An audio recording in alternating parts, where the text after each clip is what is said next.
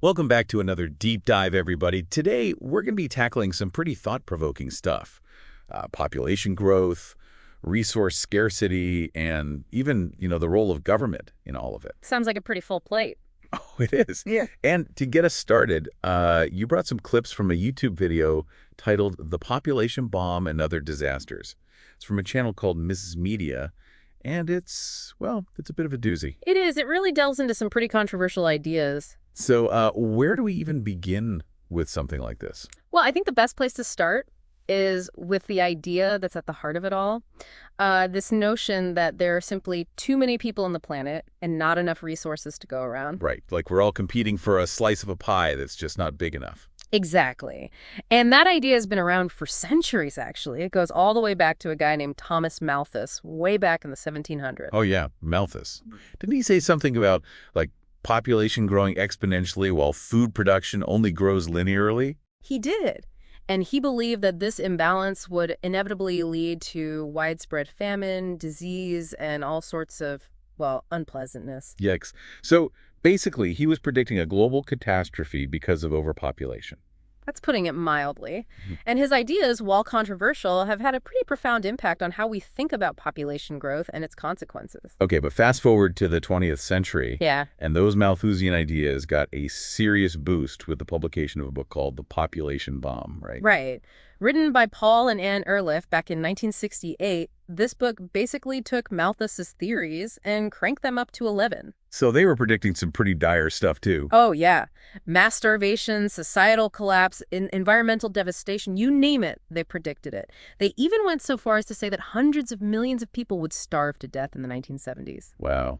That's pretty grim. It is. And the crazy thing is, these predictions, while shocking and scary, they actually gained a lot of traction. People were genuinely worried about a global population crisis. So what happened?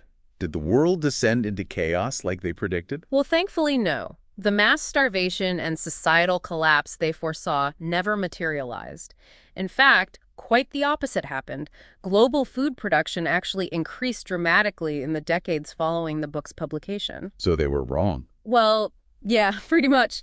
The Ehrlichs and other Malthusians failed to account for something pretty crucial: human ingenuity. So we're talking about, like, innovation and technology and stuff. Exactly.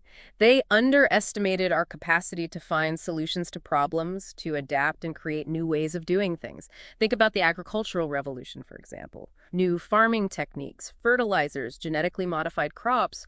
These innovations dramatically increased food production, allowing us to feed a growing population. Okay, so if these predictions were so off, why are we even talking about Malthus and the population bomb today? Why does any of this matter? Well, it matters because even though the predictions themselves were wrong, the ideas they put forth had a real impact on the world.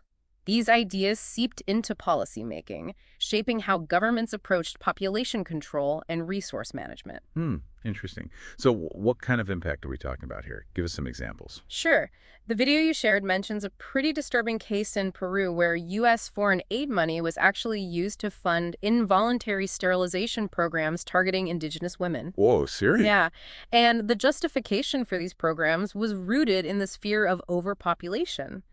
The idea was that by reducing the birth rate, they could somehow alleviate poverty and resource scarcity. That's messed up. And it wasn't just Peru, right? Didn't China have that whole one-child policy thing going on for decades? They did. And while the policy was officially ended in 2016, its effects are still being felt today. The policy led to a huge gender imbalance, with a surplus of men and a shortage of women, which has created all sorts of social problems. Okay, so we've got forced sterilization in Peru, a skewed gender ratio in China, all because of this fear of overpopulation. It's pretty crazy when you think about it. And the thing is, these are just two examples. There have been countless other instances of governments implementing policies based on these flawed Malthusian ideas. So what's the lesson here? Are we doomed to repeat these mistakes? Not necessarily. I think the key takeaway is that we need to be critical thinkers. When we hear predictions of doom and gloom, we need to question them, to look at the evidence and consider alternative perspectives. Right, like don't just take things at face value, Do your own research, dig a little deeper. Exactly. And especially when it comes to something as complex as population growth, it's important to remember that there's no one-size-fits-all solution. What might work in one country or region might not be appropriate in another. And I guess that brings us back to our own community here in Southeast Houston. Right. We need to be having these conversations at the local level, too. How do we balance population growth with environmental sustainability? How do we ensure that everyone has access to the resources they need?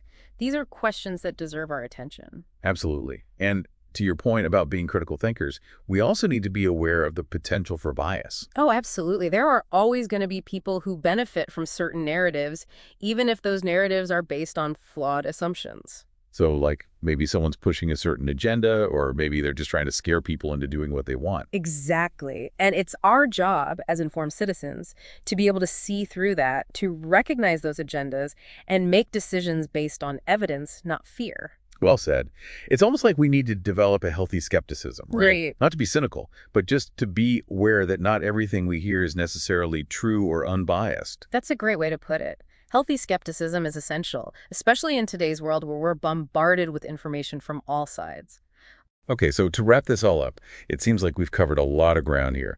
We've explored a centuries-old theory, debunked some pretty scary predictions, and uncovered the real-world consequences of flawed ideas. And most importantly, I think we've highlighted the need for critical thinking and informed decision-making, both at the global level and right here in our own communities. This has been, well, it's been a lot to process, but in a good way.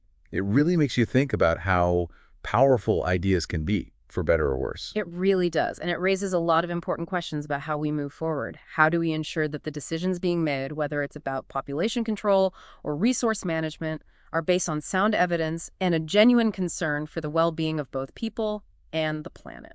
That's the million-dollar question, isn't it? And with that, I think we'll leave our listeners to ponder that very question. Food for thought, for sure. Thanks for joining us for another deep dive. And remember, if you find value in our show, please consider supporting us at thinkandactlocally.com/donate.